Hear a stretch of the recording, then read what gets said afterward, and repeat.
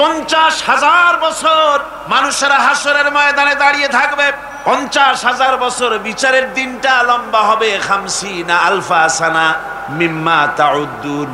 এই পৃথিবীতে তোমাদের গণনা মতে 50,000 বছর যত বড় লম্বা, কিয়ামতের বিচারের দিনটা হবে অত বড় লম্বা।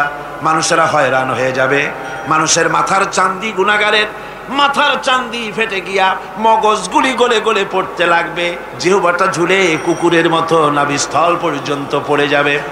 সারা ময়দানে পানি পানি বলে চিৎকার হতে থাকবে। মানুষেরা বিভীষিকাময় দৃশ্য দেখে হয়রান হয়ে যাবে। ভয়ের চোটে কলিজা গলার কাছে চলে আসবে। কোনো উপায় নাই। মানুষেরা হয়রান হয়ে গিয়ে হযরত আদম আলাইহিস সালামের কাছে যাবেন। আল্লাহর কাছে একটু সুপারিশ করেন, আমাদের বিচার হয়ে যাক। হযরত আদম বলবেন, আমার দ্বারা সম্ভব নয়।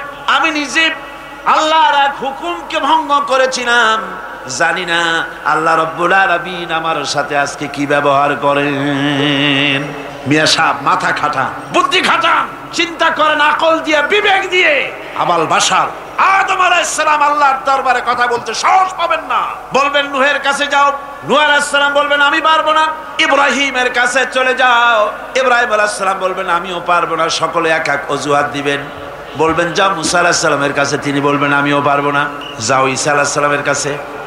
হযরত ঈসা বলবেন আমি তো পারবোই না, কারণ গোটা পৃথিবীর শত শত কোটি নাসারা আমারে আল্লাহর ছেলে বলেছে, আমি তো তাদেরকে কথা বলতে পারি নাই। জানি না আজই হাসরের ময়দানে আল্লাহ রাব্বুল আলামিন আমার সাথে কি ব্যবহার করেন। তবে আমি একটা পরামর্শ দিতে পারি, আল্লাহ রাব্বুল আলামিনের দরবারে আজকে কেবল কথা বলতে পারবেন বিশ্ব নবী জনাবে মুহাম্মদুর রাসূলুল্লাহ সাল্লাল্লাহু আলাইহি ওয়াসাল্লাম। হাসরবাসীরা তার কাছে যাবেন। নবীজি মাকামে মাহমুদে আল্লাহর দরবারে সেজদায় পড়ে যাবেন। এই সেজদায় কত কাল চলে যাবে আল্লাহ পাক ভালো জানেন। সেজদায় পড়ে শুধু কাঁদতেই থাকবেন। রব্বুল আলামিন বলবেন হাবিব মাথা উঠান, আপনার দরখাস্ত আমি আল্লাহ রব্বুল আলামিন মঞ্জুর করে নেব। সুবহানাল্লাহ বিহামদিহি।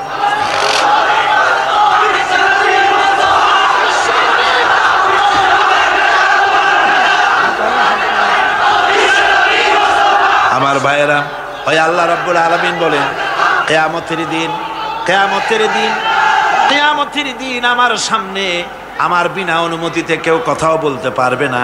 ইয়ালামু মা বাইনা আইদিহিম ওয়া মা খালফাহুম। মানুষের অগ্র পশ্চাৎ কেউ জানে না। মানুষের আগের পাছের সবকিছু খবর আমি আল্লাহ রাব্বুল আলামিনের কাছে আছে, সব আমি জানি। ولا يحيطون بشيء من علمه إلا بما شاء। আর আল্লাহর জ্ঞাত বিষয় সমূহের ভিতরে কোনো জিনিসই লোকদের জ্ঞানের আওতায় আসতে পারবে না। অবশ্য আল্লাহ যদি কিছু নিজের জ্ঞান থেকে কাউকে জানাতে চান সেটা স্বতন্ত্র কথা। ওয়াসিআ কুরসিয়ুহুস সামাওয়াতি ওয়াল আরদ। তার সাম্রাজ্য সমগ্র আকাশ জমিন, আকাশ মণ্ডল জমিন নিয়ে বিশাল সাম্রাজ্যের একচ্ছত্র অধিপতি। কেউ তার মোকাবেলায় নাই, কেউ তার সমকক্ষ নাই। চিল্লায় কোন সুবহানাল্লাহ। ওয়ালা ইয়াউদুহু হিফযুহুমা ওয়া হুয়াল আলিয়্যুল আযীম। এসব কিছু রক্ষণাবেক্ষণ করতে গিয়ে আল্লাহ পাককে কখনো দুর্বল করে দেয় না, অক্ষম করে দেয় না। আল্লাহ ক্লান্ত হন না, তিনি সর্বজয়ী, সর্বজ্ঞ। সুবহানাল্লাহি বিহামদিহি। জোরে কান সুবহানাল্লাহি বিহামদিহি। এবার আল্লাহ রাব্বুল আলামিন চোখে দেখা জিনিসগুলি বলতেছেন, বান্দা আমার তাওহীদ দেখতে চাও? চোখে দেখা জিনিসগুলির ভিতরে তাকিয়ে দেখো, আমার তাওহীদ বিরাজ করছে। আল্লাহ পাক বলেন أَمَّنْ خَلَقَ السَّمَاوَاتِ وَالْأَرْضَ وَأَنزَلَ لَكُمْ مِنَ السَّمَاءِ مَاءً। কে আছে এমন? তিনি কে যিনি আসমান থেকে পানি বর্ষণ করেন, তিনি যিনি সৃষ্টি করেন এবং তোমাদের খাবারের জন্য, জমিনের ফসলের জন্য আকাশ থেকে বৃষ্টি বর্ষণ করেন। কে? তিনি কে? আল্লাহ ছাড়া। এবং ওই বৃষ্টির পানি দিয়ে জমিন থেকে ফসল উদ্গত করে দেন। তোমরা কি নিজেরা এই ফসল উদ্গত করতে পারো? তোমরা নিজেরা তো পারো না। আমি আল্লাহ রাব্বুল আলামিন আকাশের পানি দিয়া, বৃষ্টি দিয়া, জমিনের ফসলগুলি উদ্গত করে দিয়ে তোমাদের খাবারের বন্দোবস্ত করি।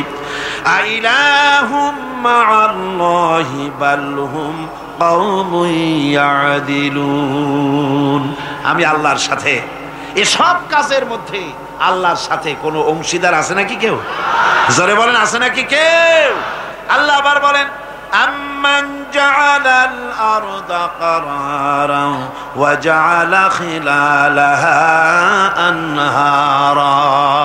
তিনি যিনি এই জমিনকে বসবাসের উপযোগী করে তৈরি করে দিয়েছেন, স্থিতি করে দিয়েছেন। জমিন হেলে না, দোলে না, নাচে না, তোমার নিয়ে উল্টায়া ফালায় দেয় না।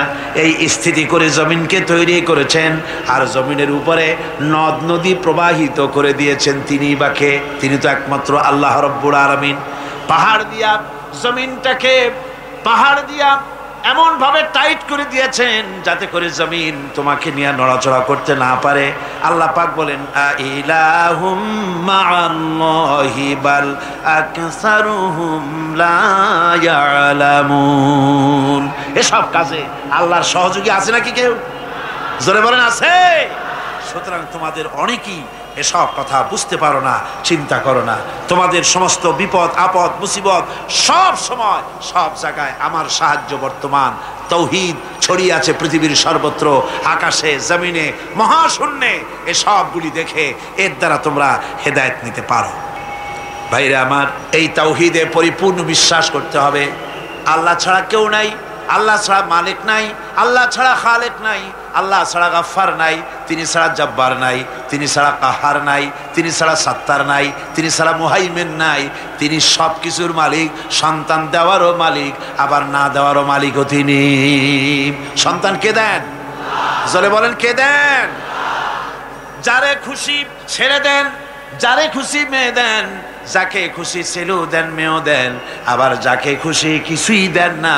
সব কিছুর ক্ষমতা তার। আমাদের দেশে এমন লোক আছে যে স্ত্রীর বারবার মেয়ে হয়, এই জন্য বউটাকে ধরিয়া তালাক দিয়ে দিছে। শুনছেন না এরকম? স্ত্রীর যদি বারবার মেয়ে হয়, ছেলে হয় না, সেজন্য কি স্ত্রী দায়ী? মানুষ কি দায়ী? যদি মানুষ দায়ী হয় তাহলে শুধু স্ত্রী দায়ী হবে কেন? তুমি পুরুষ, তুমিও তো দায়ী হবা। সুতরাং মানুষকে সন্তানের জন্য কেউ কাউকে দায়ী করতে পারে না। দেওয়ার মালিক আল্লাহ। সন্তানও দিতে পারেন, নাও দিতে পারেন, সব কিছু তিনিই করতে পারেন। এখন এই তাওহীদের মুমিন ব্যক্তির উপরে তাওহীদের 10টা দাবি আছে। অনেকগুলি দাবি, তার মধ্যে 10টি দাবির কথা আমি আপনাদের সামনে বলবো। কয়টা দাবি? 10টা ইনশাআল্লাহ। 10টি বড় দাবি। অনেকগুলি দাবি আছে মুমিনের প্রতি। ঈমান আনছি এ কথা বললেই হলো না, এ কথা বললেই হলো না। পশ্চিম দিকে সেজদা দিতে দিতে কপালে দাগ ফেললেই হলো না। তাওহীদ বুঝতে হবে, আর ঈমানের দাবি, তাওহীদের দাবি পরিপূর্ণ করতে হবে। সেটা কি? সে দাবি হচ্ছে মুমিন ব্যক্তির নিকট তাওহীদের যে মূল দাবি, সেটা হলো আল্লাহর মর্জিকে গুরুত্ব দিতে হবে সবচাইতে বেশি, আর মহব্বত করতে হবে আল্লাহকে সবচাইতে। এটা হলো তাওহীদের দাবি। সবচাইতে ভালোবাসতে হবে কাকে? আল্লাহ পাক কোরআনে কারীমের মধ্যে বলেন, ওয়া মিনান নাসি মান ইয়াত্তাখিযু মিন দুনিল্লাহি আনদাদান ইউহিব্বুনাহুম কাহুব্বিল্লাহ। মানুষের ভিতরে এরকম অনেক মানুষ আছে, আল্লাহরে যেভাবে ভালোবাসা উচিত সেভাবে ভালোবাসে না, বরং এত সব কিছু জানার পরে, আল্লাহর এত অবদান পাওয়ার পরে আল্লাহর পরিবর্তে মানুষকে বেশি ভালোবাসে। আল্লাহকে ভালো যতটা বাসা উচিত এরকম বাসে না। সুতরাং মুমিনের প্রথম দাবি হলো, তাওহীদের প্রথম দাবি হচ্ছে আল্লাহর যা করতে হবে আল্লাহকে খুশি করার জন্য। কারে খুশি করার জন্য? যা করব কারে খুশি করার জন্য? আল্লাহকে খুশি করার জন্য। আল্লাহর কথা অনুযায়ী, নবীর কথা অনুযায়ী কাজটি করতে হবে আল্লাহকে খুশি করার জন্য। আর ভালোবাসতে হবে সবচাইতে বেশি, জীবনের চাইতে বেশি কাকে? আল্লাহকে। আল্লাহ সুবহানাহু ওয়া তাআলা, তাকে ভালোবাসতে হবে। এটা হলো আপনার তাওহীদের প্রথম দাবি। তাওহীদের দ্বিতীয় দাবি, আল্লাহ রাব্বুল আলামিনের দরবারে কৃতজ্ঞতা স্বীকার করতে হবে। তার কৃতজ্ঞতা স্বীকারকারী বান্দায় পরিণত হয়ে যেতে হবে। আল্লাহ পাক বলেছেন, ওয়াশকুরু লিল্লাহি ইন কুনতুম ইয়্যাহু তা'বুদুন। প্রকৃতপক্ষে তোমরা যদি আল্লাহর বান্দাই হয়ে থাকো তাহলে কৃতজ্ঞতা স্বীকার করবে আল্লাহর, একমাত্র তারই প্রশংসা করবে, তার কাছেই শুকরগুজারি করবে। এই শুকরটা যদি বেশি করো তাহলে আল্লাহ খুশি হবেন। আল্লাহ বলছেন, লা ইন শাকারতুম লাযীদান্নাকুম ওয়া লা ইন কাফারতুম ইন্না আযাবি লাশাদীদ। আমার শুকর যদি আদায় করো বেশি করে তাহলে আমার শুকর আদায় করলে নিয়ামত আমি বাড়ায় দেব। আর যদি না শুকর হও, কৃতজ্ঞ যদি হও, শুকরিয়া আদায় না করো, তাহলে মস্ত বড় শাস্তি আমি তোমাদের জন্য রেখে দিয়েছি। মানুষের অভ্যাস হলো যখন সুদিন আসে আল্লাহরে ভুলে যায়, আর যখন বিপদ আসে তখন আল্লাহর কথা খুব মনে পড়ে। কথা ঠিক কিনা? আল্লাহকে খুশি করার জন্য আল্লাহর কথা অনুযায়ী, নবীর কথা অনুযায়ী কাজটি করতে হবে আল্লাহকে খুশি করার জন্য। আর ভালোবাসতে হবে সবচাইতে বেশি, জীবনের চাইতে বেশি কাকে? আল্লাহকে। আল্লাহ সুবহানাহু ওয়া তাআলা, তাকে ভালোবাসতে হবে। এটা হলো আপনার তাওহীদের প্রথম। তাওহীদের দ্বিতীয় দাবি, আল্লাহ রাব্বুল আলামিনের দরবারে কৃতজ্ঞতা স্বীকার করতে হবে, তার কৃতজ্ঞতা স্বীকারকারী বান্দায় পরিণত হয়ে যেতে হবে। আল্লাহ পাক বলেছেন, ওয়াশকুরু লিল্লাহি ইন কুনতুম ইয়্যাহু তা'বুদুন। প্রকৃতপক্ষে তোমরা যদি আল্লাহর বান্দাই হয়ে থাকো তাহলে কৃতজ্ঞতা স্বীকার করবে আল্লাহর, একমাত্র তারই প্রশংসা করবে, তার কাছেই শুকরগুজারি করবে। এই শুকরটা যদি বেশি করো তাহলে আল্লাহ খুশি হবেন। আল্লাহ বলছেন, লা ইন শাকারতুম লাযীদান্নাকুম ওয়া লা ইন কাফারতুম ইন্না আযাবি লাশাদীদ। আমার শুকর যদি আদায় করো বেশি করে তাহলে আমার শুকর আদায় করলে নিয়ামত আমি বাড়ায় দেব। আর যদি না শুকর হও, কৃতজ্ঞ যদি হও, শুকরিয়া আদায় না করো, তাহলে মস্ত বড় শাস্তি আমি তোমাদের জন্য রেখে দিয়েছি। মানুষের অভ্যাস হলো যখন সুদিন আসে আল্লাহরে ভুলে যায়, আর যখন বিপদ আসে তখন আল্লাহর কথা খুব মনে পড়ে। কথা ঠিক কিনা? কোরআনে কারীম বলছে, ওয়াইদা আনআমনা আলাল ইনসানি আ'রাদা ওয়া নাআ বিজানিবিহি ওয়াইদা মাসসাহুশ শাররু ফাযু দুআইন আরিদ। আল্লাহ রাব্বুল আলামিন বলেন, যখন আমি বান্দাকে নিয়ামত দেই, নিয়ামত পেলে পরে তখন সে পিঠ প্রদর্শন করে আমারে বুড়ো আঙ্গুল দেখায়, আর যখন বিপদ আসে তখন লম্বা চৌড়া দোয়া শুরু করে যায়। দেখেন না, যখন তুফান হয়, ঝড় হয়, টর্নেডো হয়, বরকি হয়, প্রচন্ড ঝড় এসেছে, এই ঝড়ের মোকাবেলায় কাঁদতে থাকে, আল্লাহ আমারে বাঁচাও, রক্ষা করো। আল্লাহ যদি দয়া করে মেহেরবানি করে ঘরটারে বাঁচায় দিল, তারপরে সকালবেলা কয় যে আমার বাবা বড় বুদ্ধিমান ছিলেন, পাকা শাল কাঠের খুঁটি দিছিলেন আর তাল গাছের চৌকাঠ দিছিলেন, নইলে কি ঘর টিকতো, যে ধাক্কা লাগছিল। আল্লাহ কয় দেখো বাঁচাইলাম আমি, কানলো আমার কাছে, আর এখন প্রশংসা করে তাল গাছের আর ওর বাপ।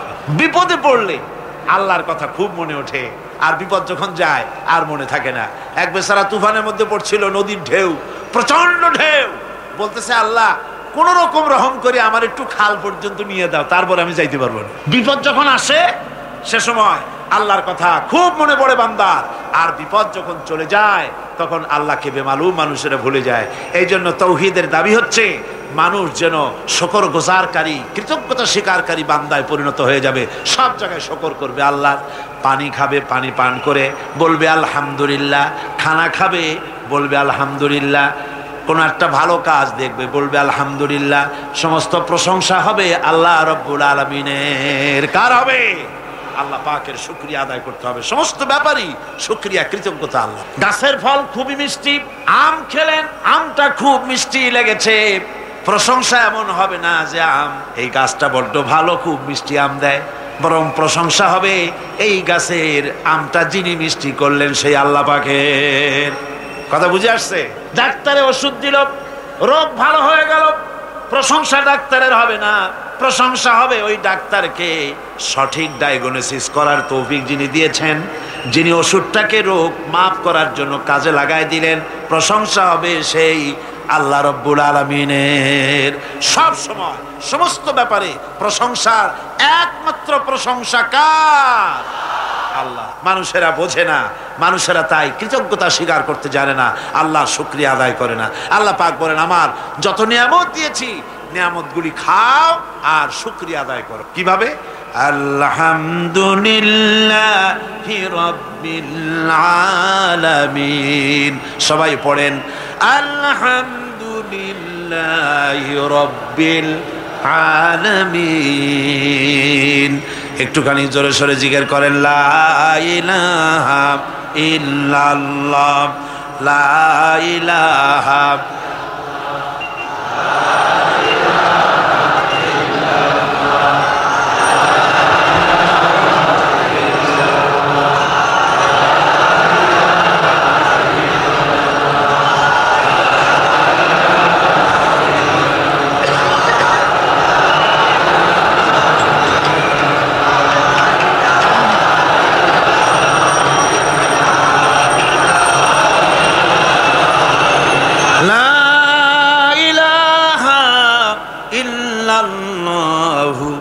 মুহাম্মাদুর রাসূলুল্লাহ। তাওহীদের তৃতীয় দাবি হচ্ছে, দাবিগুলি মুখস্থ করে যান, কাজে লাগবে, কিয়ামতের দিন কাজে লাগবে, দুনিয়ায় কাজে লাগবে। এই তাওহীদ যদি না বুঝি, শিরক থেকে যদি না বাঁচতে পারি, ঈমান যদি বদ্ধমূল না হয়, দুনিয়ার ভিতরে মুসলমান টিকে থাকার কোনো কারণ নাই।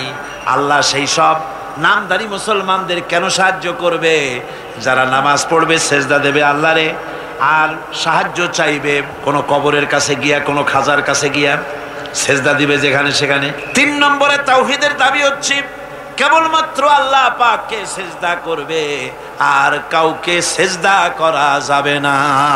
সেজদা হবে কার জন্য? চিল্লা এখন কার জন্য? আল্লাহ রাব্বুল আলামিন বলে দিয়েছেন, চন্দ্রকে সেজদা দিও না, সূর্যকে সেজদা দিও না, কাউকে সেজদা দিবা না। সেজদা দিবা কেবলমাত্র আমি আল্লাহরে। মাথাটা আমার সামনে নত করে দাও। আমি সেদিন বলেছিলাম, বোধহয় মনে আছে, আমাদের শরীরটাই আল্লাহ বানাইছেন সেজদা দেওয়ার কায়দা করে, যাতে করে সেজদাটা দেওয়া যায়। দেখেন হাতটার কোনায় এই কেনুর ভিতরে যদি জোড়া না হইতো তাহলে সেজদার সময় হাতটা ভাঁজ হইতো না, ঠিক কিনা? বোঝেন কথা? কেনুতে যদি কবজা না হতো এটা কি হাত হইতো না লাঠি? লাঠি হয়ে যেত। হাতের আঙ্গুলগুলোর ভিতরে যদি কবজা না হতো হাতটা একটা কাটা চামচে পরিণত হয়ে যেত, ঠিক কিনা? কোমরে যদি কবজা না থাকতো আপনি একেবারে বাঁশের মতো খাড়া হয়ে থাকতেন। হাঁটুতে যদি কবজা না থাকতো রুকু দিতে পারতেন না, সেজদা দিতে পারতেন না। প্রমাণ হয় মানুষকে যেভাবে আল্লাহ বানাইছেন তাতে বোঝাই যায় উদ্দেশ্যই হলো মানুষ যেন আল্লাহরে সেজদা করে। হাত দিয়া, নাক দিয়া, কপাল দিয়া, হাঁটু দিয়ে এভাবে করে সেজদা মানুষ ছাড়া আর কেউ দিতে পারে। এই সেজদা অনেক মানুষ আছে পীরের সেজদা দেয়, মাজারে গিয়া সেজদা দেয়, জোরে বলেন নাউজুবিল্লাহ। হারাম, কাফের হয়ে যাবে। কি হয়ে যাবে? কাফের হয়ে যাবে। সেজদা দেওয়া যাবে না। মাজারে চাদর থাকে, চাদরের মধ্যে মাথাটা ঢুকায় দেয় খাদেমেরা, তারপরে মাথাটা নিয়ে ওর উপরে গসতে থাকে। হায়রে কপাল, নাউজুবিল্লাহি মিন যালিক। আর মাজারের তো অভাব নাই। হায়রে মাজার, ওরে মাজার। রাস্তার ধারে ধারে যত মাজার দেখলাম এ পর্যন্ত আমার এই ছোট্ট জীবনে, রাস্তার ধারে ছাড়া মাজার খুব কম দেখছি। সব রাস্তার ধারে। এয়ারপোর্টে মাজার নাই, রেল স্টেশনে মাজার নাই, স্টিমার স্টেশনে মাজার নাই, লঞ্চ স্টেশনে মাজার নাই, সব বাস ট্রাক চলে যে সব রাস্তায়। সেদিন দেখলাম মাগুরা আর ঝিনাইদার মাঝখানে কোনোদিন মাজার ছিল না, হঠাৎ এক মাজার গজাইছে, বিরাট সাইনবোর্ড, তাতে লেখা ড্রাইভার ভাইরা মাজার বহুত গরম, তার মানে বাস থামাইয়া পয়সা দিয়ে মাজারে ঠান্ডা করিয়া যাও। আশ্চর্য কথা। আর ঠিক ড্রাইভাররা যাওয়ার সময় ওখান থেকে গাড়ি আসতে চালায়। তাহলে আল্লাহর ওলি সম্পর্কে ধারণা কি? যে উনি এতই খারাপ মানুষ, যাত্রী বোঝাই বাস উল্টায় দেবে। কি আশ্চর্য কথা। আবার মাজারে মশারি টানায় দেয়, আজীব তামাশা। তাহলে তোমার পীর সাহেব সম্পর্কে তোমার ধারণা এত খারাপ যে লোকটার দুনিয়াও মশায় খাইতো, কবরেও মশায় খাবে মশারি টানা। যে ব্যক্তি মশারি টানাই দিল কবরে, হয়তো খুঁজে দেখা যাবে তার বাপেরে মশায় খায়, তার মায়েরে মশায় খায়। আমার বন্ধুগণ, বাংলাদেশে এমন অনেক মাজার আছে যেই মাজারে শুধু মাজার, মুদ্রার বলতে কোনো জিনিস নাই। স্বপ্নে দেখা মাজার, স্বপ্নে পাইছে মাজার। তারপরে শোনেন শোনেন শোনেন, আগে ভেড়ামারা কুষ্টিয়া জেলা, সেখানে আছে হযরত ঘোড়া শাহ রহমতুল্লাহ আলাইহির মাজার। আবার রাজশাহীতে আছে বিড়াল শাহ রহমতুল্লাহ আলাইহির মাজার। ঘোড়া ভেড়া সব রহমতুল্লাহ আলাইহি হয়ে যাচ্ছে। এই জন্য এক কিতাবের ভিতরে লিখেছিলাম, একজন পীর সাহেব তার মুরিদরে একটা গাধা দিয়েছিল। গাধাটাকে নিয়ে এসে গরিব মানুষ এই গাধা দিয়ে ব্যবসা করতো, এক বাজারের মাল আর এক বাজারে নিত, এইভাবে ব্যবসা করতে করতে একদিন হঠাৎ করে গাধাটা মরে গেল। বেচারা মহাচিন্তায় পড়ে গেল, আরে গাধা মরে গেল, আমি বাঁচবো কেমন, আমি রুজি করবো কি দিয়া, এইটা দিয়েই তো ব্যবসা করতাম, কি করা যায়। শেষ পর্যন্ত রাস্তার ধারে মাটি খুঁজিয়া গাধাটারে কবর দিয়া সেই কবরের পাশে বসে কাঁদতেছে। দুপুর থেকে কাঁদতে কাঁদতে সন্ধ্যা হয়ে গেছে। এখন ওই দিন ছিল হাটবার, যারা বাজারে যাচ্ছে, যাওয়ার সময় দেখে যে একটা কবরের পাশে বসে একটা মানুষ কাঁদবে। চিন্তা করলো, এখানে তো কোনোদিন মাজার টাজার দেখি নাই, হয়তো স্বপ্নে কোনো অলিউল্লাহর মাজার আবিষ্কার হয়ে গেছে। বাজার করে যখন ফিরতেছে, তখন ওই যে দেখেছে সে লোকটা তখনও বসে আছে। তখন কেউ দুইটা বাগুন, কেউ 4টা পান, কেউ 2টা সুয়ারি, কেউ একটা মাছ, কেউ 2টা টাকা, কেউ 200 চাউল, এইরকম দিয়েছে। সন্ধ্যার পরে লোকটা যখন চোখ খুলেছে, কত আর কান্দা যায়। এখন বাড়ি যাই, চোখ খুলে দেখে মাশাআল্লাহ, কবরের চতুর্দিকে বেগুন, তরি তরকারি, মাছ, পান, সুপারি, চাউল, টাকা পয়সা। কয়েছে সুবহানাল্লাহ, হাতি বাঁচলেও লাখ টাকা, মরলেও লাখ টাকা শুনছিলাম, সে কথা যে গাধার ব্যাপারে খাটে তা তো জানতাম না। লোকটা তখন বুদ্ধি করে পরের দিন একটা শালু কাপড় কিনে একটা লাল শালু কাপড় কবরের উপরে বিছাই দিল। এরপরে কয়েকখান ইট টিট জোগাড় করে ওর পাশে ধ্যানে বসলো। আসতে লাগলো টাকা, পড়তে লাগলো টাকা, বাস টাকা পয়সা আসতে থাকলো। এরপরে মহাপবিত্র ওরস শরীফের ডাক দিয়ে দিল। লোকেরা চিন্তা করলো, জিজ্ঞেস করলো, হুজুর এটা কি, কোন হুজুরের মাজার, তা তো জানলাম না। কাজে পাথরে খোদাই করতে দিছি, না রাত্রি লেগে যাবে। পরের দিন লোকেরা এসে দেখে মাজারের সামনে বিরাট সাইনবোর্ড লেগে গেছে, হযরত গেদা শাহ রহমতুল্লাহ আলাইহির মাজার। এই মুরিদের পীর যিনি, তার কাছে খবর গেল, হুজুর আপনার বাড়িতে যে কবর, এই মাজারে আর কি টাকা হয়, আর আপনার ওরসে আর কি লোক হয়, যাইয়ে দেখেন আপনার মুরিদের কেরামতি, মাজারে টাকার অভাব নাই, আর সে কি আলিশান মাজার, কত টাকা, কি বিরাট ওরস। পীর সাহেব চিন্তা করলো, আমার মুরিদি আবার কবর পাইলো কই। মুরিদের বাড়িতে ডাকাইছে, ডাকায় বললো, বেটা সত্যি করে বল আসল ব্যাপারটা কি। কয়, হুজুর আপনি গরিবের মা বাপ, আপনার কাছে মুরিদ হইছি, সত্য কথা আপনারা না কই যাবো কই।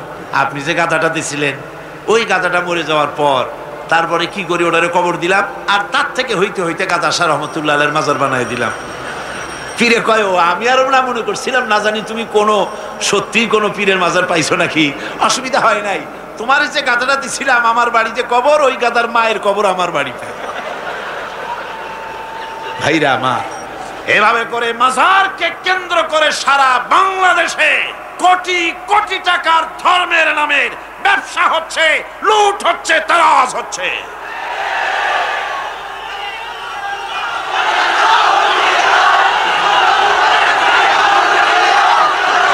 আমার বন্ধুগণ, সুতরাং মাজারে লক্ষ্য করুন, মাজারে সেজদা দেওয়া যাবে না, পীরের সেজদা দেওয়া যাবে না, মাজারে টাকা দেওয়া যাবে না, চাদর দেওয়া যাবে না, আগরবাতি দেওয়া যাবে না, পয়সা দেওয়া যাবে না, মোমবাতি দেওয়া যাবে না। দিবেন আপনারা? দিবেন? কারা কারা দিবেন না, 2 হাত উঁচু করে দেখান। আলহামদুলিল্লাহ।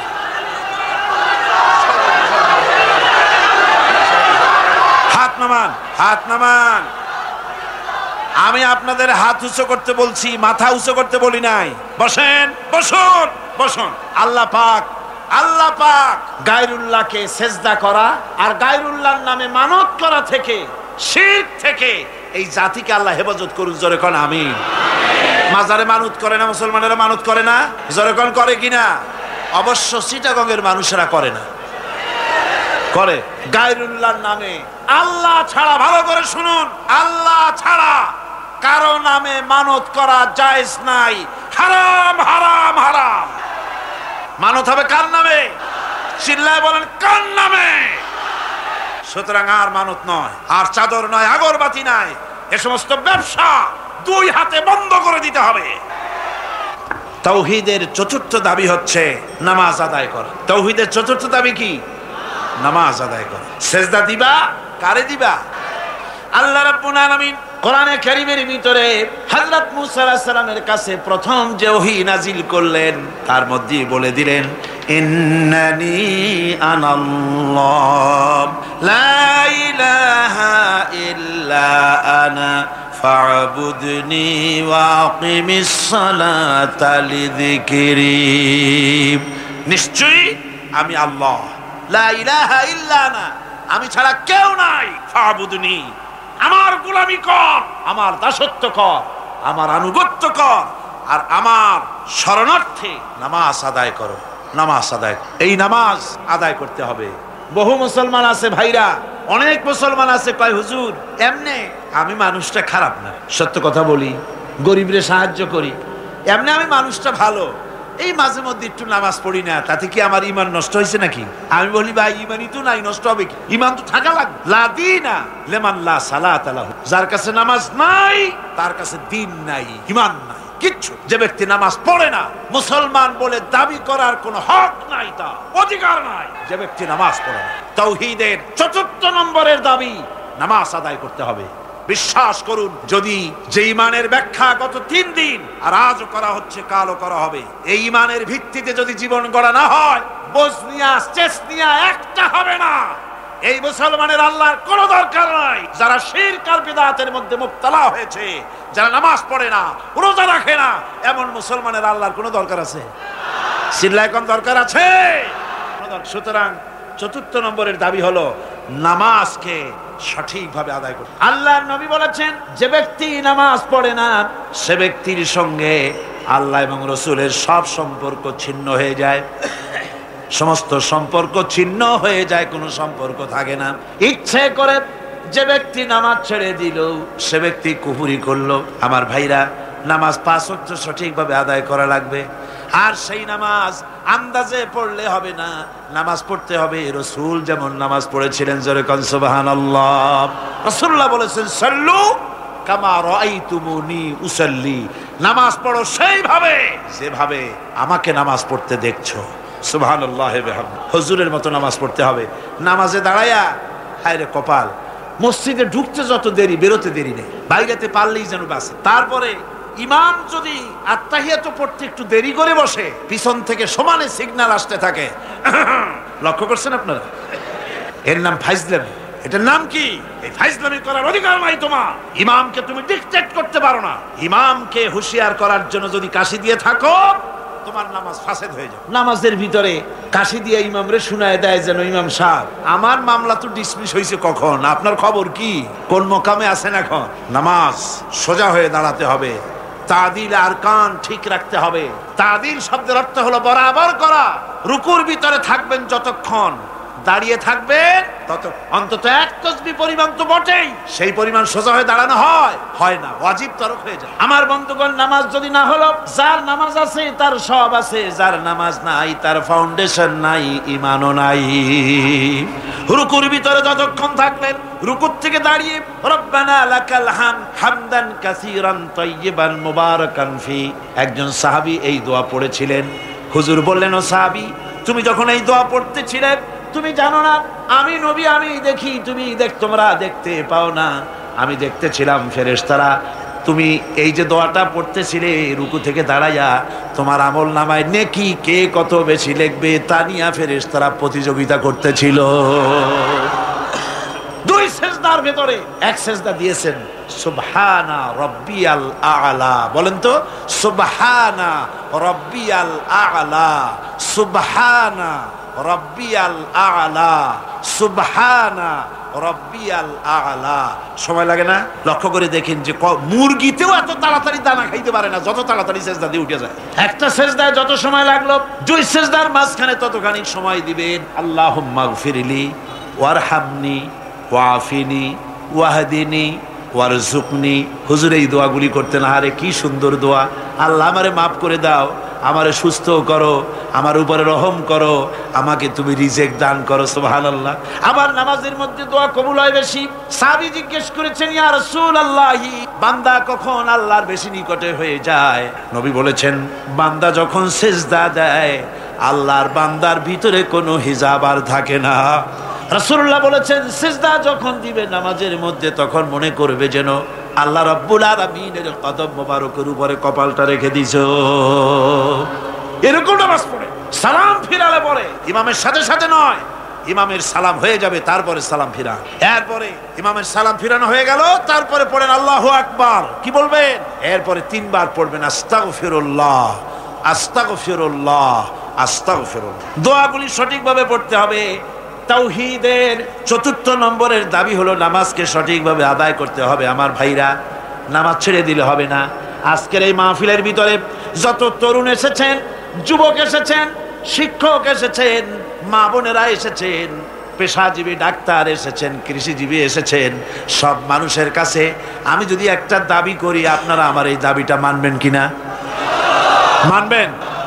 আমার দাবি আপনাদের কাছে, তাওহীদের দাবি আপনাদের কাছে এই, আসুন ওয়াদা করি, যতক্ষণ এত বড় ফরজ যে নামাজ না পড়লে জাহান্নামে যেতে হবে, নামাজ না পড়লে ঈমান থাকবে না, মুসলমান বলে দাবি করার কোনো হক নাই, এই যখন অবস্থা, এই নামাজ যতদিন না আজরাইল আমাদের শিয়রে না আসতেছে ততদিন পর্যন্ত নামাজ ছেড়ে দেব না। এই ওয়াদা কি করতে পারেন? হাত উঁচু করে দেখান, হাত উঁচু করে দেখান। আলহামদুলিল্লাহ, হাত উঁচু করে রাখেন, আল্লাহ দেখুক। হাত উঁচু করে রাখেন, আল্লাহ দেখুক। আলহামদুলিল্লাহ। হাত নামান, হাত নামান। আল্লাহ পাক কবুল করুন। জোরে করেন আমিন, আরো জোরে বলেন আমিন। আজকের এশা থেকে শুরু হবে। আজকে অনেকের বলি, ভাই নামাজ পড়ো না কেন? নামাজটা পড়ো। হুজুর দোয়া করেন, চেষ্টা করতেছে। তুমি হুজুর গো কি পাগল পাইছো নাকি? তুমি নামাজ পড়বা তাতে দোয়া লাগবে কেন? তুমি তো একথা কখনো বলো না, হুজুর দুপুরে ভাত খাবো, একটু দোয়া করো যেন খাইতে পারি। রান্না করবা, প্লেট আছে বাড়ি, চাউল আছে, রান্না করো, প্লেটে নিয়ে জমের খাওয়া খাও। তুমি নামাজ পড়বা, কুয়ায় পানি আছে, টিউবওয়েলে পানি আছে, মসজিদ আছে, যাই নামাজ পড়ো। দোয়ার দরকারটা কি? ইচ্ছার দরকার, চেষ্টার দরকার। সুতরাং সব অজুহাত ছেড়ে দিতে হবে। আগে নামাজ। আর্মি হন, বিডিআর হন, পুলিশ হন, ডিসি হন, এসপি হন, মন্ত্রী হন, প্রেসিডেন্ট হন, যেই হন, আকাশ আর জমিনের মালিকের সামনে নাক আর কপাল দিয়া ঘষে প্রমাণ করুন আপনি আল্লাহর গোলাম। কার গোলাম? আর নামাজের চাইতে থামো, স্লোগান লাগবে না। নামাজের চাইতে গোলামির উৎকৃষ্ট নমুনা আর কিচ্ছু নাই। কথা বুঝছেন? গোলামি করার জন্য নামাজের চাইতে উৎকৃষ্ট নমুনা আর কিচ্ছু নাই। যখন কানে হাত দিয়া, কানের কাছে হাত দিয়া হাতটা বাঁধলেন, এই তো আসামি হয়ে গেলেন, গোলাম হয়ে গেলেন। কার গোলাম? অবশ্যই পৃথিবীর কোন প্রেসিডেন্টের গোলাম নই, কোন মন্ত্রীর গোলাম নই, কোন পীরের গোলাম নই। গোলাম আমি আল্লাহ। সে আল্লাহর দরবারে দাঁড়ায় গেলেন, মাথাটা নিচু করে রুকুতে গেলেন, গোলামির চরম নমুনা দেখায় দিলেন। সেজদায় যখন চলে গেলেন, কত বড় গোলামি দেখায় দিলেন। আল্লাহ নাকটারে কপালটারে ঘষতেছি, আমি তোমার গোলাম। ফজরের আজান হয়ে গেছে, ঘুমায় থেকো না, উযু করো, আর এরপরে মসজিদে চলে যাও। ফজরের নামাজ যদি কেউ জামাতে পড়ে, হাদিস শরীফে এসেছে, সারা রাত ধরে নামাজ পড়লে যে সওয়াব হতো, ওই সওয়াব ফজরের জামাতে আল্লাহ দিয়া দিবে। এত সওয়াব ফিয়া মসজিদে বলা হয়, হাইয়া আলাস সালাহ, হাইয়া আলাল ফালাহ। এসো নামাজের দিকে, এসো কল্যাণের দিকে। সাহেব ডাকছে, তখন বসে থাকে ঠ্যাংয়ের উপরে ঠ্যাং ফেলাইয়া, সিগারেট বাম হাতে ধরাইয়া টান দিয়া ফু ছাড়িয়ে দিয়ে দেখে ফু যায় কোন দিকে। কি এর নামাজ, কি এর রোজা? তুমি যদি আল্লাহরে সেজদাই না দিলা, তুমি আর গরু কোনো পার্থক্য নাই। আছে পার্থক্য? আমি কি বেশি বললাম নাকি? বেশি বলি নাই, বরং গরু তোমার থেকে ভালো। গরু আল্লাহর জিকির করে, আল্লাহর স্মরণ করে সবাই। তুমি আল্লাহর স্মরণ থেকে নাফরমান হয়ে গিয়েছো। ফজরের সময় উঠি সেজদা দিয়া প্রমাণ করো, আল্লাহ এই দিন শুরু করলাম তোমার গোলামির মাধ্যমে। কপালটা মাটিতে ঠেকায় দিয়া প্রমাণ করে দিলাম আমি তোমার গোলাম। দুপুরের সময় তুমি যেন আল্লাহর গোলামি ভুলে না যাও, এজন্য জোহরের নামাজ দুপুর বেলায় আর একবার সেজদা দিয়া প্রমাণ করো, আল্লাহ আমি ভুলি নাই, আমি তোমার গোলাম। আসরে আর একবার, দিন যখন শেষ হয়ে যায় মাগরিবের সময় দিন শেষে আরেকবার স্মরণ করিয়ে দিচ্ছি নিজেকে, আল্লাহ আমি তোমার গোলামি ভুলি নাই, আমি তোমার গোলাম। মাথাটা আবার ঘষলাম। রাতে যখন বিছানায় শুতে যাও, ঈশার নামাজের সময় আবার মাথাটা সেজদা দাও, গোলামির নমুনা দেখায় দাও, আল্লাহ এবার শুতে যেতেছি, তোমারে সেজদা দিয়া তারপরে শুতে গেলাম। আমি সবসময় তোমার গোলাম। কার গোলাম? চিল্লা এখন কার গোলাম? সুতরাং ছাত্র ভাইরা, মা বোনেরা, ছেলেরা, ভাইয়েরা, যুবকরা, তরুণেরা, পেশাজীবী, কৃষিজীবী, সাংবাদিক, যারা সকলের প্রতি দাবি, এই যে ওয়াদা করেছেন, হাত উঁচু করছেন, দেখছে কে? সাক্ষী কে? আজ এশা থেকে আমল করবেন। মনে করবেন আজ না, এই কাল পরশু থেকে শুরু করব। কাল পরশু আপনি বাঁচবেন কোন পাগলে বলছে? কোন প্রমাণ আছে তার? কোন প্রমাণ আছে? নাই। সুতরাং 5 ওয়াক্ত নামাজকে সঠিকভাবে আদায় করতে হবে। এটাই হলো, এটা কি? তাওহীদের 4 নম্বরের দাবি। 5 নম্বরের দাবি হলো আল্লাহর হুকুম পালনকারী বান্দায় পরিণত হতে হবে। আল্লাহ যা হুকুম করেছেন তা সব মেনে নিতে হবে। ফাইলাহুকুম ইলাহু ওয়াহিদুন ফালাহু আসলিমু ওয়া বাশশিরিল মুখবিতিন। অতএব তোমাদের আল্লাহ রাব্বুল আলামিনের সামনে, এক আল্লাহর সামনে আনুগত্যের মস্তক অবনত করে দাও। আর আনুগত্যকারীদের জন্যই রয়েছে আল্লাহর সুসংবাদ। তাদের জন্য খুশখবরি আছে জান্নাতের, যারা নাকি আনুগত্য করে, যারা মাথা নত করে আল্লাহর দরবারে, তাদের জন্যই শুভ সংবাদ আছে। তাওহীদের 6ষ্ঠ দাবি। তাওহীদের 6 নম্বরের দাবি হলো আল্লাহকে ভয় করতে হবে। কারে ভয় করা লাগবে? ভয় করবেন কারে? ইয়া আইয়ুহাল্লাযীনা আমানুত্তাকুল্লাহা হাক্কা তুকাতিহি ওয়া লা তামুতুন্না ইল্লা ওয়া আনতুম মুসলিমুন। ইয়া আইয়ুহাল্লাযীনা আমানু, হে বিশ্বাসীরা, ভয় করো আমি আল্লাহকে। ভয় করার মতো যেমনটি ভয় করা উচিত তেমনটি ভয় করো।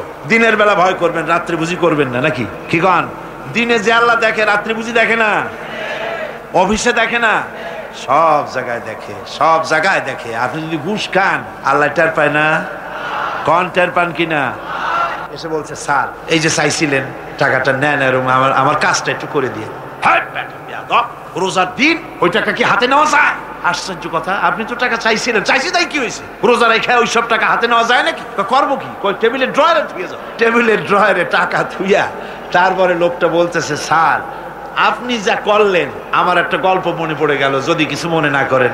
কয় বলো কি গল্প? কয় যে একটা লোক খুব বেশি পাকা ফজলি আম দিয়া, দুধ দিয়া ভাত মাখাইয়া খাচ্ছিল। তারপরে ছেলেকে ডেকে বলছে, এই বল্টু চামচ নিয়ে আয়। কয় বাবা হাত দিয়ে তো ভাত খাচ্ছিলে, আবার চামচ কেন? কয় তুই তার বুঝবি কি, আমটা এত বেশি পাকা যে দুধ দিয়ে যখন মাখাইছি একেবারে আমাশা রুগীর বিষ্ঠার মতো লাগে, সেই জন্য হাত দিয়া খেতে ঘৃণা করে বলে চামচ দিয়া খাইতে চাইছি। রোজার দিন ওই টাকা কি হাতে নেওয়া যায়? সুতরাং ড্রয়ারের মধ্যে ধুয়ে যাও। তাহলে বোঝা গেল লোকটা আল্লাহরে ভয় করে না। রোজা রাখে ঠিক, নামাজ পড়ে ঠিক, আল্লাহরে ভয়, আল্লাহর ভয় যদি অন্তঃকরণে থাকে, ঘুষ খেতে পারে না। জোরে বলেন পারে? জোরে বলেন পারে?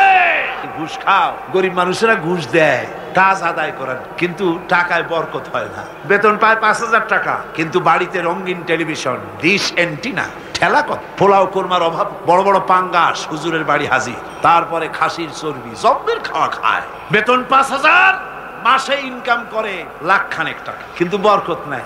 কিরকম বরকত নাই? ঘরে আসছে, সারাদিন খাটাখাটনি করে এসে দেখে মেয়ে একটা গড়াগড়ি করতেছে। কি হয়েছে তোর? আমার পেটে ব্যথা। আর একটা দাঁড়ায় রয়েছে, তোর হয়েছে কি? আমার জেনে ধরছে। বউ মাথা ধরে বসে আছে, তোমার কি? আমার মাথা যায় ছিড়িয়া বেদনার চোটে। ছেলে একটা দাঁড়ায় লাফায়, তোর কি হয়েছে? কয় আমি মরব। এখন ওজারে টাকা দাও, বৈদ্যরে টাকা দাও, মৌলবীরে টাকা দাও, তারে পয়সা দাও, ওজা আনো, বৈদ্য আনো, ডাক্তার আনো। আনতে আনতে কামাই করছিল 1 লাখ, খরচ হয়ে গেল 1.5 লাখ। হারামে বরকত নাই। হারামে বরকত আছে? বরকত নাই। দেখেন না, কুত্তার বাচ্চা হয় কয়টা বছরে? হ্যাঁ, শ্রীরঙের কুত্তা নাই, কয়টা হয় বাচ্চা বছরে? 7টা 8টা। অর্থ আর কোনো জন্ম নিয়ন্ত্রণের বালাই নাই, জন্মের হওয়া হয়। এই যে কুত্তা এত হওয়া হইল, সব কুত্তা যদি বাঁচত, আপনারা রাস্তায় হাঁটতে পারতেন? হাঁটতে পারতেন? কুত্তার জ্বালায় হাঁটতে পারতেন না, যেহেতু ওটা হারাম। জন্মের হওয়া হইল, অত কোনো বরকত। আর গরু হলো হালাল। গাভী বাছুর দেয় কয়টা? কয়টা? মাত্র বছরে। আর তারপরে মুসলমানেরা কুয়াতুল মুসলিমিন, জনমের খাওয়া খায় এই গরু। এরপরে গরুর অভাব আছে, যেহেতু ওটা হালাল, এতে বরকত হয়। হারাম বেতন, বেতন নয়, হারাম ভাবে ঘুষের টাকা নিয়েছেন, যে টাকা দিয়েছে সে তো টাকাটা না দিয়ে পারে নাই, করবে কি, কাজ আদায় করার জন্য দিছে, টাকাটা দেয় আর একটু কষ্টা হাসি হাসে, হাসিও না কান্দাও না, একটা ভেটকি দেওয়ার মতো অফিসের সামনে দিয়া তারপরে বাড়ির দিকে যায় আর বলে, আল্লাহ এতগুলি টাকা আমার নিল, ওরে কলেরা দিয়ে ওর গুষ্টি সাফ করে দিই। এই বদদোয়া করে, এই বদদোয়া করে। তাই ঘুষখোর অফিসারদের কামাই রুজিতে বরকত নাই। কথা ঠিক কিনা কর? ঘুষ ছাড়ো, ঘুষ হারাম, পায়খানার মতো হারাম, শুয়ারের মাংসের মতো হারাম। ঘুষ হারাম, সুদ হারাম। সুতরাং আল্লাহরে ভয় করো। ইমানের ৬ষ্ঠ নম্বরের দাবি, ভয় করতে হবে কাকে? আল্লাহ রাব্বুল আলামিনকে ভয় করতে হবে। ৭ম নম্বরের তাওহীদের দাবি হচ্ছে সাহায্য চাইতে হবে কেবলমাত্র আল্লাহ রাব্বুল আলামিনের কাছে। প্রত্যেক নামাজের ভিতরেই তো আমরা বলি, ইয়্যাকা না'বুদু ওয়া ইয়্যাকা নাস্তাঈন। পড়েন সবাই, ইয়্যাকা না'বুদু ওয়া ইয়্যাকা নাস্তাঈন।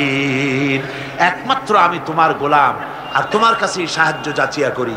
নামাজের মধ্যে এই কথা কইয়া তারপরে সাহায্য চান মানুষের কাছে গিয়া, ছেলে দাও, মেয়ে দাও, স্বাস্থ্য ভালো করো, এই সমস্ত কথা গিয়া বলেন, সম্পূর্ণ উল্টা খাসলা, শিরকের মধ্যে মুবতালা হয়ে যাচ্ছেন। চাইতে হবে আল্লাহর কাছে, গোলামিটা হবে আল্লাহর। গোলামিটা হবে কার? সেই গোলামি কোথায়? নামাজে শুধু না, শুধু নামাজে নয়, নামাজটা পড়েন যার হুকুম মতো, রোজা রাখেন যার হুকুম মতো, দোকান চালাতে হবে তার হুকুম মতো। দোকানে গিয়া দেখা যায় দোকানদার ওজন যখন দেয়, আল্লাহ বলেছেন ওজনে কম দিও না। বান্দা এমন ভাবে দাড়ি পাল্লা ধরে, ক্রেতা মনে করে আমারে বুঝি 1 কেজির জায়গায় 1.5 কেজি দিছে। বাড়ি এনে মেপে দেখবেন 1400 টাকার বেশি না। ঠিক কিনা? মাপে কম, পরিমাণে কম। তাহলে তো গোলামি হলো না। জমিনের আইল ঠেলে জনমের ঠেলা। একদিকে নামাজ পড়ে আল্লাহরে বলে, ইয়্যাকা না'বুদু, তোমার গোলামি করি। গোলামির প্রমাণ দেখো, জমিনে যখন জমিন চাষ করে, চাষ করার সময় লাঙ্গলের মাথা বুঝি খারাপ হয়ে যায় আইলের কাছে গেলে, আইল ঠেলিয়া একেবারে কাম শেষ। আমার ছাত্র জীবনে একবার স্টিমারে যাচ্ছিলাম কোনো এক জায়গায়, বিছানা রাখা একজন লোককে বললাম, ভাই আমার বিছানাটা দেখেন, আমি উজু করে আসি। হায় হায়, উজু করে এসে দেখি আমার বিছানা এমন অবস্থা রাখছে যাতে আমার কাইতে হওয়ার উপায় নেই, এমন ভাবে চাপিয়া এতটুকু করে ভালো বললাম, হাসি মুখে বললাম, ভাই আপনার এই আচরণে প্রমাণ হলো মাত্র ৬-৭ ঘন্টার জার্নিতে বা 12 ঘন্টার জার্নিতে আপনার আমার বিছানার আইল যখন ঠিক রাখতে পারেন নাই, আপনার জমিনের কাছে যার জমিন আছে সে আইলও আপনি ঠিক রাখতে পারছেন বলে মনে হয় না। রাসূলুল্লাহ বলেছেন, লা'নাল্লাহ মান গায়্যারা মানারানা, যে ব্যক্তি জমিনের আইল টেরা বাঁকা করে তার উপরে আল্লাহর লানত। আল্লাহর কাছে বললেন, আল্লাহ ইয়্যাকা না'বুদু, তোমার গোলামি করি। এই গোলামির প্রমাণ দিতে হবে, বাজারে দিতে হবে, হাটে দিতে হবে, দোকানে দিতে হবে, অফিসে দিতে হবে, আদালতে দিতে হবে, কলে দিতে হবে, কারখানায় দিতে হবে, সেক্রেটারিয়েটে দিতে হবে, বঙ্গভবনে দিতে হবে, কলেজে দিতে হবে, বিশ্ববিদ্যালয়ে দিতে হবে, রান্নাঘর থেকে শুরু করে বঙ্গভবন পর্যন্ত সব জায়গায় গোলামি হবে কার? চিল্লায় বলেন, কার গোলামি? আল্লাহর গোলামি। এরপরে 9 নম্বরে তাওহীদের দাবি, সেটা হচ্ছে এই আনুগত্য, আল্লাহর আইনের আনুগত্য করা লাগবে। আমার বন্ধুগণ, আনুগত্য করতে হবে কার বলেন? আল্লাহ পাকের আনুগত্য করতে হবে আর হেদায়েত চাইতে হবে। 8 নম্বর, 7 নম্বর বলেছিলাম আমি সাহায্য, 8 নম্বরে হলো হেদায়েত। হেদায়েত চাইতে হবে কার কাছে? কার কাছে? আল্লাহ শিখায় দিচ্ছেন। প্রত্যেক নামাজের ভিতরে আমরা বলি, ইহদিনাস সিরাতাল মুস্তাকিম। পড়েন সবাই, ইহদিনাস সিরাতাল মুস্তাকিম। হায় আল্লাহ, হেদায়েতের একটা রাস্তা চাই, কিচ্ছু চাই না। ভিক্ষার মতো নামাজের মধ্যে বলতেছি, আল্লাহ কিচ্ছু চাই না, একটা সরল রাস্তা চাই, সোজা রাস্তা চাই। কিরকম রাস্তা? সিরাতাল্লাযীনা আন'আমতা আলাইহিম গায়রিল মাগদুবি আলাইহিম ওয়ালাদ-দাল্লিন। এমন রাস্তা চাই যেই রাস্তায় চললে নিয়ামত পাওয়া যায়, অভিশপ্তদের রাস্তা, পথভ্রষ্টদের রাস্তা চাই না। নিয়ামত প্রাপ্ত হচ্ছে নবীন, সিদ্দিকিন, শুহাদা, সালিহিন, ওই রাস্তা চাই। হেদায়েতের রাস্তা চাইতে হবে আল্লাহর কাছে। নামাজের ভিতরে আমরা যে হেদায়েতের রাস্তা চাইলাম আল্লাহর কাছে, আল্লাহ রাব্বুল আলামিন এই আমাদের এই চাওয়ার জবাবে আল্লাহ পাক বলেন, আমার কাছে রাস্তা চেয়েছো, এরই জবাবে 30 পারা কোরআন শরীফ দিলাম, এটাই হেদায়েতের পথ। আর জবাব দিলেন আল্লাহ, সূরা ফাতিহার জবাব সূরা ইয়াসিনের মধ্যে আল্লাহ দিয়ে দিয়েছেন। সূরা ফাতিহায় আমরা বললাম ইহদিনাস সিরাতাল মুস্তাকিম, আয় আল্লাহ সোজা রাস্তাটা দেখাও। সূরা ইয়াসিনে গিয়ে আল্লাহ জবাব দিয়ে দিলেন, ও বান্দা তুমি আমার কাছে সোজা রাস্তা চেয়েছো, শোনো, ওয়া আনি'বুদুনি হাযা সিরাতুম মুস্তাকিম, আমার গোলামি কর, আমার দাসত্ব কর, হাযা সিরাতুম মুস্তাকিম, এটাই হলো সহজ সরল রয়্যাল রোড, যার শুরু হলো দুনিয়া থেকে, শেষ হলো জান্নাতুল ফেরদাউসে গিয়া। জোরে কোন সুবহানাল্লাহ। সুতরাং হেদায়েত চাইতে হবে কার কাছে? আল্লাহ। আল্লাহর কাছে হেদায়েত চাইলাম, আল্লাহ কোরআন দিলেন আর নবী দিয়া দিলেন। নবীর কাছ থেকে হেদায়েতের নমুনাটা নিতে হবে। একজন বদবী, একজন গ্রাম্য লোক রাসূলের কাছে এসে প্রশ্ন করেছিলেন, হুজুর আমি গ্রাম্য মানুষ, সব সময় আপনার খেদমতে আসতে পারি না, আমি গরিব মানুষ, হুজুর আমাকে আপনি বলে দেন তাওহীদ কারে বলে, রিসালাত কারে বলে, আখিরাত কারে বলে, ঈমান কারে বলে। হুজুর সব তারে ব্যাখ্যা করে শোনায় দিলেন। লোকটা যাওয়ার সময় বললেন, ইয়া রাসূলুল্লাহ, আল্লাহর নামে কসম করে বলি, ঈমান, রিসালাত, আখিরাত, ইহসান, তাওহীদ ইত্যাদির যে ব্যাখ্যা আপনি দান করলেন, এর থেকে আমি এক চুলো বাড়াবো না, এক চুলো আমি কমাবো না। এই বলে লোকটা যখন বিদায় হতে লাগলো, আল্লাহর নবী উপস্থিত সাহাবীদের বললেন, সাহাবীরা, এই দুনিয়ায় বেঁচে থাকা অবস্থায় যদি কোনো বেহেশতি মানুষ দেখে চোখ শীতল করতে চাও, তাহলে এই বান্দার দিকে তাকায় দেখো, সে আল্লাহর জান্নাতি। কারণ সে বলেছে, রাসূল ইসলামের যে ব্যাখ্যা আপনি দিয়েছেন, এর থেকে এক চুল বাড়াবো না, এক চুল কমাবো না। এর নাম ঈমান। এর নাম কি? সিল্লাকনের নাম কি? আজ মুসলমানের কপাল। কেন মুসলমানদের কপাল পুড়েছে? রাসূলুল্লাহর কাছে থেকে ঈমান, ইসলাম, তাওহীদের ব্যাখ্যা নিতে চায় না। খাজা বাবাই কি কয়, হুজুর কেবলা কি কয়, কোন দেশ থেকে কোন হুজুর কেবলা আসলো, তিনি কি ব্যাখ্যা দিলেন, সেই ব্যাখ্যা অনুযায়ী যায়। ওই ব্যাখ্যা কোরআনে বা হাদিসে আছে কিনা একটু যাচাই পর্যন্ত করে না। জোরে কর নাউযুবিল্লাহ। হ্যাঁ, কোন পীর সাহেব যদি বলেন এভাবে পাগড়ি বাঁধো, আমি যদি দেখি হাদিসে ওরকম পাগড়ি বেঁধেছেন রাসূল, অবশ্যই পীর সাহেবের কথা মানবো। কিন্তু পীর সাহেব যদি এমন পাগড়ি বাঁধার কথা বলেন যেরকম হুজুর বাঁধেন নাই, সাহাবীরা বাঁধেন নাই, সে পীর যেখান থেকে আসুক না কেন, সে পীরের কথা মানি না। বলেন ঠিক কিনা? জোরে বলেন ঠিক কিনা? পীর সাহেব আমারে জিকির শিখান, আমি যদি দেখি আমার রাসূলুল্লাহ ওই রকম জিকির করেছেন, নবীর সাহাবীরা ওই রকম জিকির করেছেন, পীর সাহেবের কথা মাথা পেতে মেনে নেব, যেহেতু তিনি আমার রাসূলের কথা বলেছেন, আমার রাসূলের সাহাবীদের মতো বলেছেন। আর যদি দেখি পীর সাহেব এমন জিকির শিখান, এমন ওজিফা শিখান, যেই জিকির যেই ওজিফা আল্লাহর রাসূল করেন নাই, সাহাবীরা করেন নাই, আল্লাহর কসম ওই পীরের ওজিফা মানি না। ঠিক কিনা কর? এর নাম হলো ঈমান। এর নাম কি? রাসূলুল্লাহর চাইতে ইসলামের নতুন করে ব্যাখ্যা মানি না। রাসূল যেটা দিয়েছেন এটাই আসল পথ, এটাই আসল পথ, জান্নাতে যাওয়ার পথ। আর কোন পথ? বন্ধুগণ, 9 নম্বরে তাওহীদের 9 নম্বরের দাবি হলো আল্লাহর আইনের আনুগত্য করতে হবে। কার আইনের আনুগত্য? আল্লাহ পাক বলেন, ইত্তাবিউ মা উনজিলা ইলাইকুম মির রাব্বিকুম ওয়ালা তাত্তাবিউ মিন দুনিহি আউলিয়া। একমাত্র আমি যে আমার নাজিলকৃত তোমার রবের পক্ষ থেকে যে কিতাব নাজিল হয়েছে, সেই কিতাবের অনুসরণ করো। ওয়ালা তাত্তাবিউ মিন দুনিহি আউলিয়া, আর তিনি ছাড়া অন্যরা যা কিছু দিয়েছে তার অনুসরণ করো না, মেনো না। আল্লাহর কিতাব, এই কোরআনে যা আছে এটাই মানো। এই কোরআনের বাইরে যা আছে সেটাকে আইন হিসাবে মেনো না। এটা আইনের কিতাব। এটা কিসের কিতাব? যারা বলেন কিসের কিতাব? আইনের কিতাব। সব কথা আল্লাহ কোরআনের মধ্যে বলে দিয়েছেন, আছে না সব? আপনার কি চাই বলে, যেটা কোরআনে নাই? কোনটা বলবেন? এই কোরআনের ভিতরে দর্শন আছে, ফিলসফি আছে, বোটানি আছে, জুলজি আছে, পলিটিক্যাল সায়েন্স আছে, মেডিকেল সায়েন্স আছে। এর ভিতরে আপনার খতত্ব আছে, ভূতত্ব আছে, নৃতত্ত্ব আছে, এর মধ্যে সব আছে। মেয়ে লোকের কথা আছে, প্রতিবেশীর কথা আছে, মা বাপের কথা আছে, শ্রমিকের কথা আছে, সাদা কালা মানুষের কথা আছে। এক কথায় মানুষের জীবনে যা দরকার সব কোরআনে আছে। জোরে কোন সুবহানাল্লাহ। আছে কিনা? পিঁপড়া থেকে শুরু করে হাতি পর্যন্ত সব আছে। পিঁপড়ার নামে সূরা একটা আছে না? নাম কি? নামল। আর হাতির নামও সূরা আছে, নাম কি? ফিল। বরং পিঁপড়ার সূরাটাই বড়।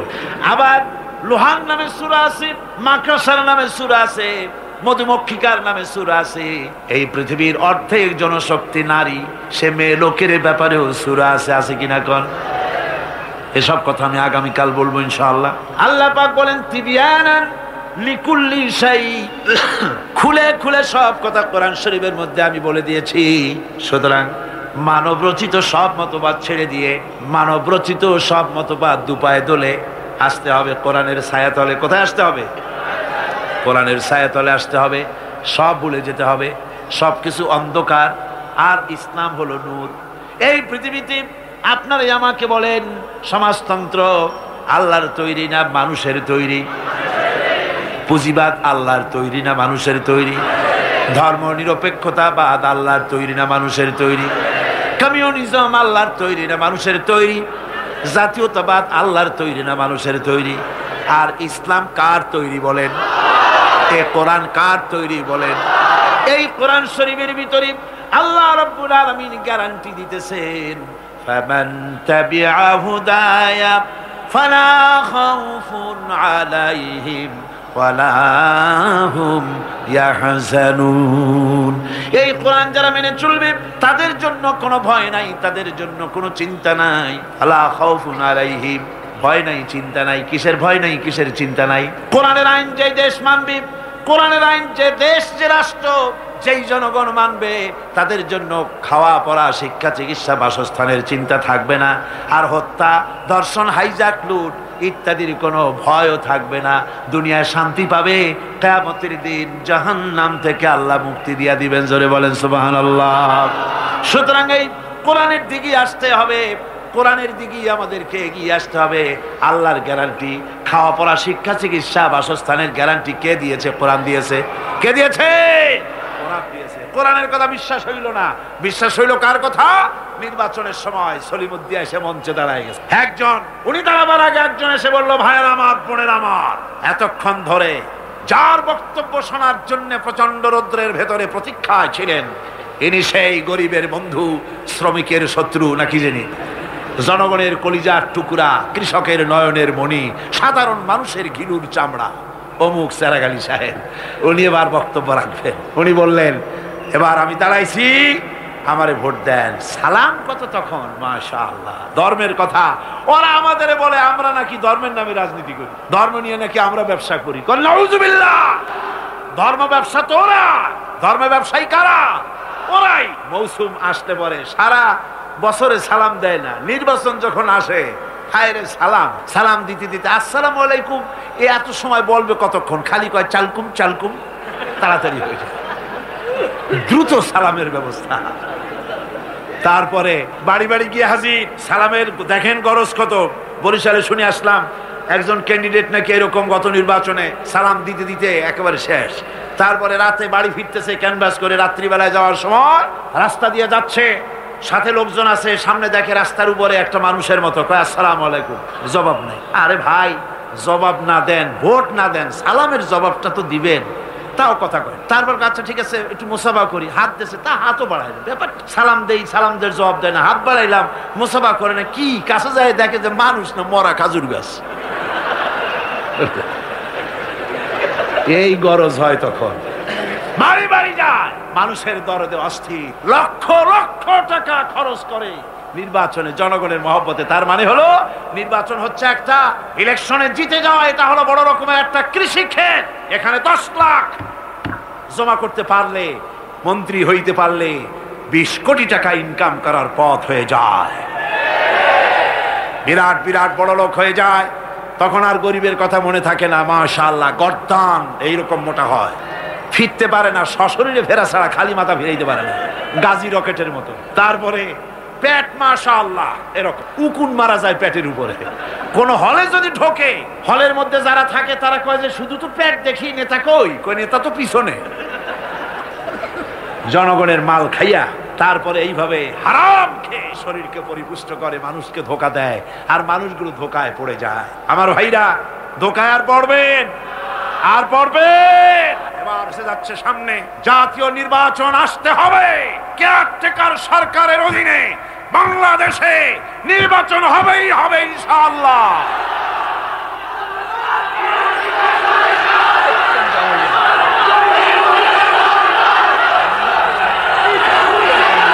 সুতরাং সেই নির্বাচনে যে পার্লামেন্ট হবে, শুনে রাখুন, সেই নির্বাচনে যে পার্লামেন্ট হবে, ওই পার্লামেন্ট ইনশাআল্লাহ এবার রক্ত দিয়ে, জীবন দিয়ে আগামী পার্লামেন্টকে আমরা কোরআনের পার্লামেন্ট বানাবো ইনশাআল্লাহ। জোরে বলেন ইনশাআল্লাহ। এবারে শেষ নম্বর, এবারে সর্বশেষ নম্বর, তাওহীদের 10 নম্বর দাবি হলো, তাওহীদের 10 নম্বরের দাবি হচ্ছে আল্লাহ পাকের নির্ভেজাল খাঁটি বান্দায় পরিণত হতে হবে। এটা হলো ঈমানের দাবি, তাওহীদের দাবি।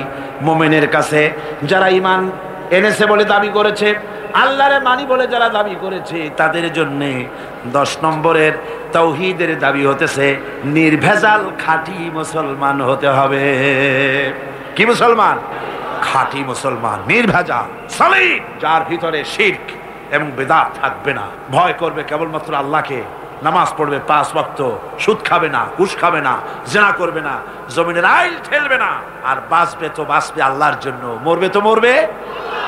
আল্লাহ রাব্বুল আলামিন শিখায় দিচ্ছেন এরকম খাঁটি বান্দা হওয়ার জন্য বলো, কুল ইন্না সালাতি ওয়া নুসুকি ওয়া মাহইয়ায়া ওয়া মামাতি লিল্লাহি রাব্বিল আলামিন। পড়েন সবাই, ইন্না সালাতি ওয়া নুসুকি ওয়া মাহইয়ায়া ওয়া মামাতি লিল্লাহি রাব্বিল আলামিন। নিশ্চয়ই আমার নামাজ, আমার কোরবানি, আমার হায়াত, আমার মত সব কিছু ওই আল্লাহর জন্য, যিনি তামাম জাহানের পালনেওয়ালা রব। ওই আল্লাহর জন্য, আমার বেঁচে থাকা আল্লাহর জন্য, আমার মরে যাওয়া আল্লাহর জন্য, আমার নির্বাচন আল্লাহর জন্য, আমার ভোট আল্লাহর জন্য, আমার ক্যানভাস আল্লাহর জন্য, আমার চাঁদা আল্লাহর জন্য, আমার ব্যবসা আল্লাহর জন্য, আমার মরে যাওয়া আল্লাহর জন্য, আমার জন্ম থেকে শুরু করে মৃত্যু পর্যন্ত সব কাজ কার জন্য? জোরে বলেন, জোরে বলে কার জন্যে? এখন এক শ্রেণীর মানুষ আছে যারা নাকি জীবনকে দুইটা ভাগ করে জীবনকে। এক ভাগে আল্লাহ রাসূল, নামাজ, রোজা, হজ, যাকাত, আর এক ভাগে হলো তার নির্বাচন, ভোট, রাজনীতি, অর্থনীতি, ব্যবসা বাণিজ্য। দুইটা ভাগ করে কিনা? করে কিনা? অবশ্য চট্টগ্রামে করে না, নাকি করে? জীবনটারে দুইটা ভাগ বানায়। অথচ যে ব্যক্তি পড়েছি লা ইলাহা ইল্লাল্লাহু মুহাম্মাদুর রাসূলুল্লাহ, এভাবে জীবন কি যে ব্যক্তি কালেমা পড়েছে তার জীবন দুই ভাগ করার উপায় নাই, একমুখী হতে হবে। নামাজ, রোজা, হজ, যাকাত, ব্যবসা বাণিজ্য, ভোট, নির্বাচন, হরতাল, ধর্মঘট, বেঁচে থাকা, মরে যাওয়া সব হবে কার জন্য? জোরে কর, আল্লাহর জন্য। আর দুইটা ভাগ যদি করে তাহলে মুনাফিক হয়ে যাবে। কি হয়ে যাবে? আপনি বলতে পারেন যে লা ইলাহা ইল্লাল্লাহ মুহাম্মাদুর রাসূলুল্লাহ পড়লাম, এই কলেমা, এই কলেমার মধ্যে নির্বাচন, ভোট ঢুকলো কেন? এর অর্থ তো আল্লাহ ছাড়া কোনো ইলাহ নাই, আইনদাতা নাই, বিধানদাতা নাই, মুহাম্মদ সাল্লাল্লাহু আলাইহি ওয়াসাল্লাম আল্লাহর প্রেরিত রাসূল। তা আপনি এর মধ্যে ইলেকশন, ভোট, হরতাল এ সব কিছু ঢুকাইলেন কেন? প্রশ্ন করতে পারে। দেখেন, ঢুকাইছি এইভাবে, আমি তো ঢুকাই নাই, আগেই ঢুকে আছে। আপনারা যখন বিবাহ করছিলেন, মৌলভী সাহেব বলছিল অমুকের মেয়ে অমুককে এত টাকা মহারানা তোমার নেকাহে সুপর্দ করলাম, তখন আপনারা কি কইছিলেন? আরে ভাই, এখন লজ্জা কিসের? তখন না নাকে রুমাল দিয়ে বসেছিলেন, বলছিলেন যে কবুল, তাই না? বলছিলেন কবুল। আচ্ছা, কবুল হল। পরের একটা মেয়ে লোক আপনার জন্য কি হয়ে গেল? হালাল হয়ে। পরের একটা মেয়ে লোক মাত্র 3টা অক্ষর, বাংলায় 3টা অক্ষর কবুল। এই কবুল করলেন, কাবিলতু বললেন, গ্রহণ করলেন, বলে নিলেন। এরপরে মেয়ে লোকটা হালাল হয়ে গেল। 6 মাস পর মেয়ে লোকটা বলল, আমার কাপড় ছিঁড়ে গেছে, কাপড় কিনে দাও। বাপের বাড়ি যাব, পয়সা দাও, বাপের বাড়ি যাব। অসুখ করেছে, ডাক্তার এনে দাও। আপনি বললেন এ কোন জ্বালায় পড়লেন? আমি তো বলছিলাম কবুল, কাপড় কিনে দেওয়া লাগবে, বাপের বাড়ি যাওয়ার খরচ দেওয়া লাগবে, ডাক্তারের খরচ দেওয়া লাগবে, এই সব তো আমি বলি টলি নাই। আবার উল্টাটা দেখেন, রাতের বেলায় স্ত্রী বলছে, স্বামী বলতেছে স্ত্রীকে মশারিটা টানায় দাও, সকালবেলায় আমার খুব ভোরে যেতে হবে, সকালবেলা উঠি রান্না করে দেবা, আমার ছেলেটারে ধোয়াই দাও, জামাগুলি সাফ করে দাও। বউ যদি বলে আমি তো মৌন সম্মতি হইয়া বসেছিলাম, তোমার কাপড় দিয়ে দেওয়া লাগবে, সকালবেলা রাঁধতে দেওয়া লাগবে, তোমার ছেলে মেয়ে ধোয়াইয়া সাজাই দেওয়া লাগবে, তারপরে তোমার ভাত রান্না লাগবে, মশারি টানান লাগবে, এই সব কথা তো আমি রাজি ছিলাম না। এটা কি কথা বলো তুমি? এইরকম যদি বলে এই বৈবাহিক সম্পর্ক টিকবে? এ দাম্পত্য জীবন টিকবে? আমিন। রব্বানা যালামনা أنفسنا وإن لم تغفر لنا وترحمنا لنكونن من الخاسرين ربنا لا تزغ قلوبنا بعد إذ هديتنا وهب لنا من لدنك رحمة إنك أنت الوهاب আয় আল্লাহ রব্বুল আলামিন, এই বিশাল লক্ষ লক্ষ মুসলমান নরনারী দীর্ঘক্ষণ ধরে তোমার দ্বীনের কথা, কোরআনের কথা আমরা শুনেছি, মেহেরবানি করে সওয়াবটুকুন জনাবে মুহাম্মদ রাসূলুল্লাহ সাল্লাল্লাহু আলাইহি ওয়াসাল্লামের রূহ মুবারকে পৌঁছায়া দাও রব্বুল আলামিন। আমরা যারা হাত তুলেছি এর মধ্য থেকে মা বাপ যাদের দুনিয়া থেকে বিদায় হয়ে গেছে, আয় আল্লাহ আজকে পবিত্র জুমার রাত বড় আশা করে হাত তুললাম, মা বাপ আমাদের যারা বিদায় হয়ে গেছে কবরগুলিকে জান্নাতের টুকরা বানায়া দিও। রব্বির হামহুমা কামা রব্বায়ানি সগীরা, সবাই পড়েন রব্বির হামহুমা কামা রব্বায়ানি সগীরা। আয় আল্লাহ আমাদের মা বাপ যাদের বেঁচে আছেন সুস্থ রাখো, ভালো রাখো, ঈমানের সাথে রাখো, খাতেমা বিল খাইর আর তৌফিক দিয়ে দিও রব্বুল আলামিন। পবিত্র জুমার রাতে তোমার দরবারে বড় আশা করি গোলামের মতো হাত তুলেছি, আসামির মতো হাত তুলেছি। আয় আল্লাহ আমাদের পরিচয় আমরা দেই, আমরা তোমার গোলাম, আমাদের বাপও তোমার গোলাম, আমাদের মাও তোমার গোলাম, আমাদের দাদাও তোমার গোলাম, আমরা তোমার গোলামের বাচ্চা গোলাম। বিনীতভাবে বিশাল আকাশের মালিক, বিস্তীর্ণ এই জমিনের মালিক, সমুদ্র মহাসমুদ্রের মালিক, তুমি ছাড়া কেউ নাই, তুমি ছাড়া গাফফার নাই, তুমি ছাড়া সত্তার নাই, তুমি ছাড়া রহমান নাই, তুমি ছাড়া রহিম নাই, তুমি ছাড়া আমাদের কেউ নাই। আল্লাহ তুমি যদি আমাদেরকে ছেড়ে দাও, আমাদের চাইতে কত ভালো বান্দা পাবে তার কোনো শেষ নাই। তোমার কোনো জিনিসের অভাব নাই, কিন্তু তুমি যদি আমাদের ছেড়ে দাও তোমার মতো মাওলা কোথায় পাবো? তুমি যদি আমাদের ছেড়ে দাও তোমার মতো রব কোথায় পাবো? তোমার মতো প্রভু কোথায় পাবো? আয় আল্লাহ তুমি ছাড়া আমাদের মনিব নাই, তুমি ছাড়া আমাদের মাওলা নাই, তুমি ছাড়া আমাদের বন্ধু নাই।